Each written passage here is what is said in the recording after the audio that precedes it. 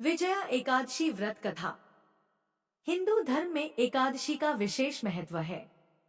मान्यता है कि इस दिन व्रत करने और भगवान विष्णु की आराधना से सभी कष्टों का निवारण होता है और जीवन में विजय, सुख, समृद्धि और शांति का आगमन होता है। आइए श्रवण करते हैं विजया एकादशी व्रत कथा। धर्मराज युधिष्ठिर बोले, हे जनार्दन, आपने माघ के शुक्ल पक्ष की जया एकादशी का अत्यंत सुंदर वर्णन करते हुए सुनाया।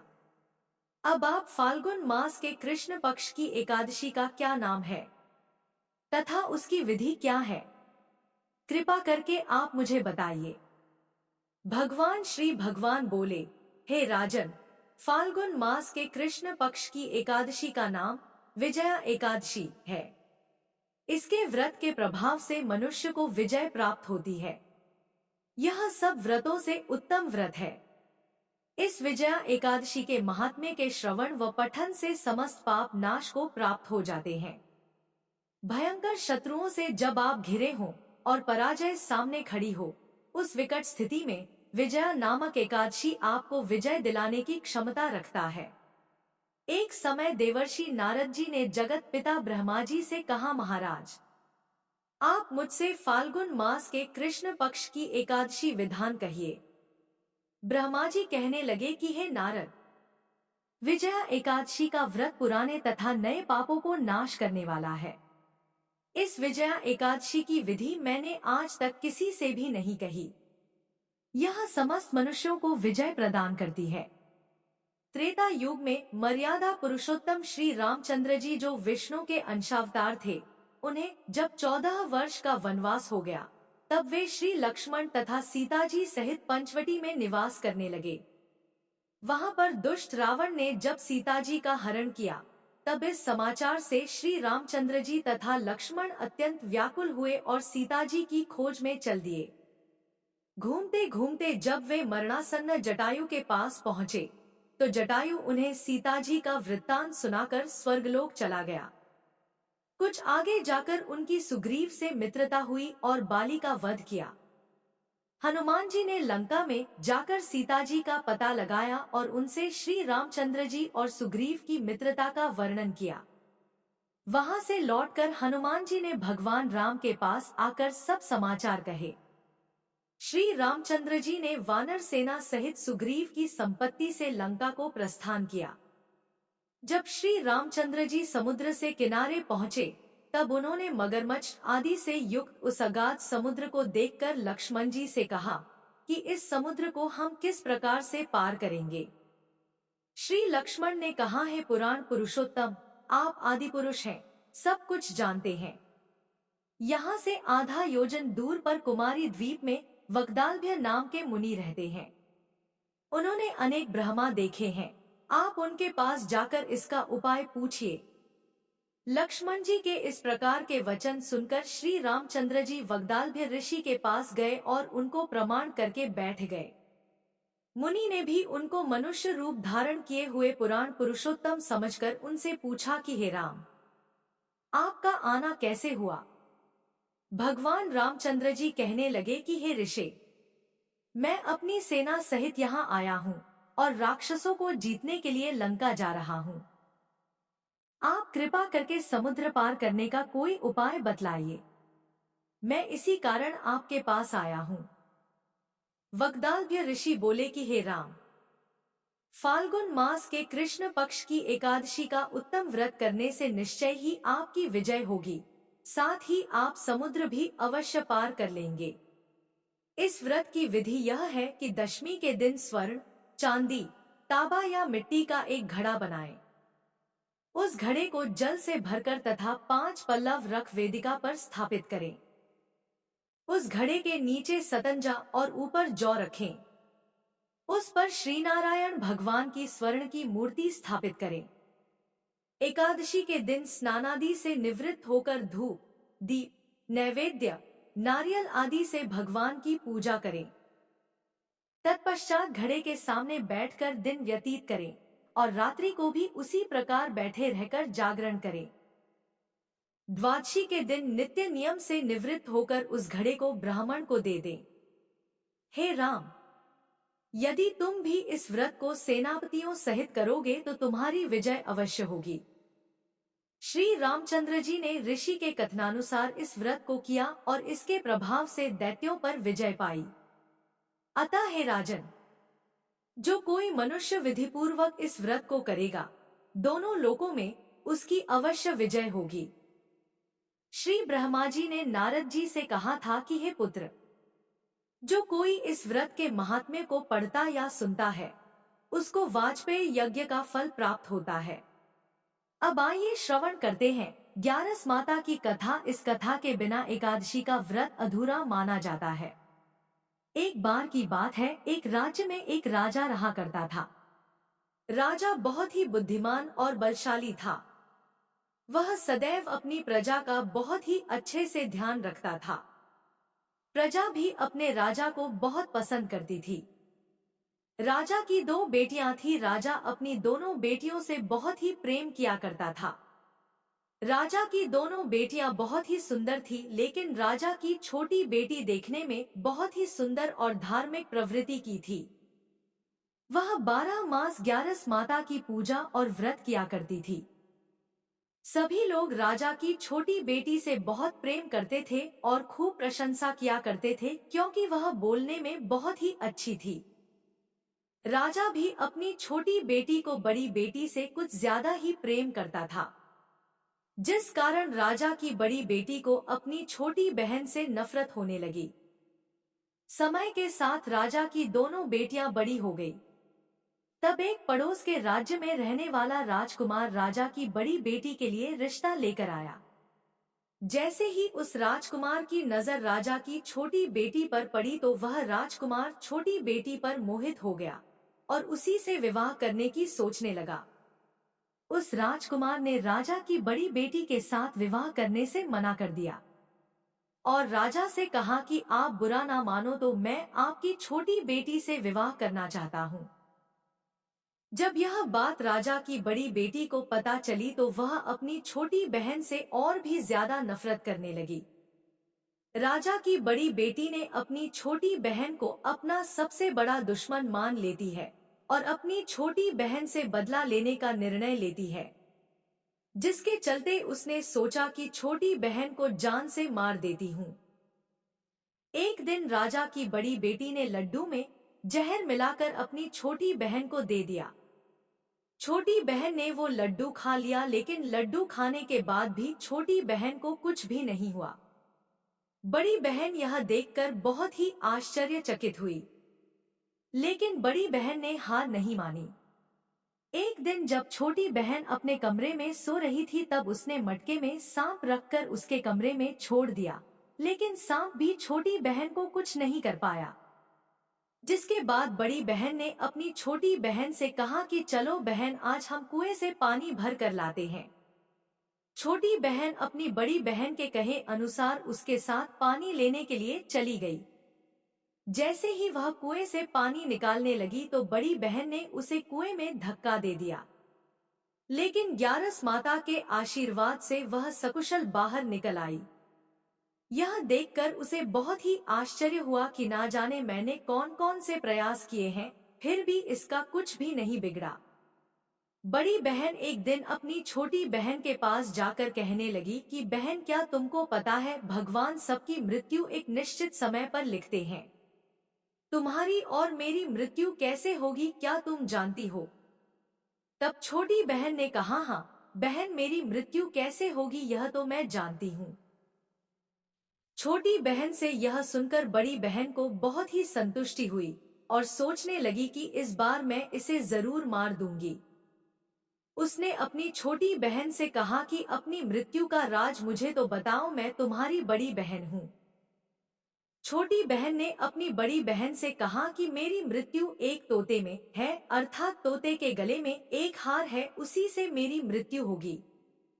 जब कोई उस तोते को मारकर वह हार अपने गले में पहन लेगा तो मैं मूर्छित हो जाऊंगी, और जैसे ही उस हार को अपने गले से उतार देगा तो मैं वापस जीवित हो जाऊंगी। अपनी छोटी बहन की मृत्यु का राज जानकर बड़ी बहन बहुत ही खुश हुई और उसने अपनी छोटी बहन को मारने के लिए उस पालतू तोते को ढूंढना शुरू कर दिया। लेकिन छोटी बहन को इस बात का पता था कि वह मेरी जान लेना चाहती है। वह अपने पिताजी के पास गई और अपने पिताजी से कहा कि पिताजी, अगर मेरी मृत्यु हो जाए तो मुझे जलाना मत, बल्कि आप मुझे पुरानी वाली जो हवेली है उसमें एक पलंग पर लिटाकर छोड़ देना। अपनी छोटी बेटी के मुंह से यह बात सुनकर राजा को बहुत ही बुरा लगा। उसने अपनी बेटी से पूछा कि बेटी, तुम ऐसी बातें क्यों कर रही हो? 2-4 दिन में तेरी शादी होने वाली है। तब राजा की छोटी बेटी ने बताया कि पिताजी, समय किसी के लिए नहीं रुकता। कब क्या हो जाए किसी को कुछ भी पता नहीं है।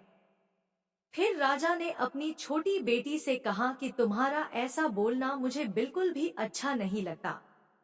लेकिन छोटी बेटी ने अपने पिताजी को ऐसा करने पर मजबूर कर दिया और वचन ले लिया कि मरने के बाद जलाना नहीं है। राजा ने भी अपनी छोटी बेटी की बात मान ली और 2-3 दिन बाद शादी का समय आया। पूरे घर में शादी का माहौल था और गाजे बाजे के साथ बारात आई। राजकुमार बारात लेकर राजा के घर आया। राजकुमार और राजा की छोटी बेटी का विवाह शुरू हो गया। जैसे ही राजा की छोटी बेटी राजकुमार के साथ अपने फेरे लेना शुरू करती है, तो उसी समय उसकी बड़ी बहन अपनी छोटी बहन के कमरे में जाकर उसके तोते को पकड़ लेती है और उसे जान से मार देती है। तोते के गले में जो हार था उसे अपने गले में धारण कर लेती है। जैसे ही बड़ी बहन ने हार को अपने गले में डाला, उधर छोटी बहन के 3.5 फेरे ही पूरे हुए थे और वह बेहोश होकर गिर गई। इसके बाद राजा ने बड़े बड़े हकीम को बुलाया, अपनी छोटी बेटी का इलाज करने को कहा।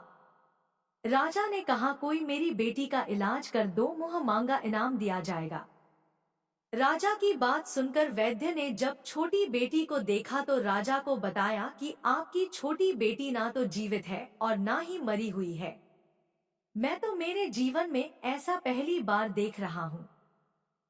राजा ने वैद्य और हकीम को कह दिया कि यह बात बाहर किसी को मत बताना। अगर तुमने यह बात और किसी को बताई तो हम तुम्हें फांसी की सजा देंगे। राजा ने अपनी छोटी बेटी को पुराने महल में ले जाकर एक पलंग पर लेटा दिया। वहां पर कुछ सैनिकों को तैनात कर दिया और स्वयं महल पर आ गया। राजा की बड़ी बेटी अपने पिताजी के पास गई और कहने लगी कि पिताजी, अगर यह शादी संपन्न नहीं हुई तो आपकी इज्जत का क्या होगा? अगर आप कहो तो मैं आपकी इज्जत बचाने के लिए राजकुमार से शादी करने के लिए तैयार हूँ। राजा ने अपनी बड़ी बेटी की बात मानकर छोटी बेटी के कपड़े बड़ी बेटी को पहनने को दिलवा दिए और मंडप पर भेज दिया। लेकिन राजकुमार यह जान गया था कि यह राजा की छोटी बेटी नहीं है। उसने शादी करने से मना कर दिया, लेकिन वहां पर आए सारे लोगों ने राजकुमार को शादी करने के लिए विवश कर दिया और राजा की बड़ी बेटी से उस राजकुमार की शादी करवा दी। बचे हुए 3.5 फेरे बड़ी बेटी के साथ दिलवा दिए गए।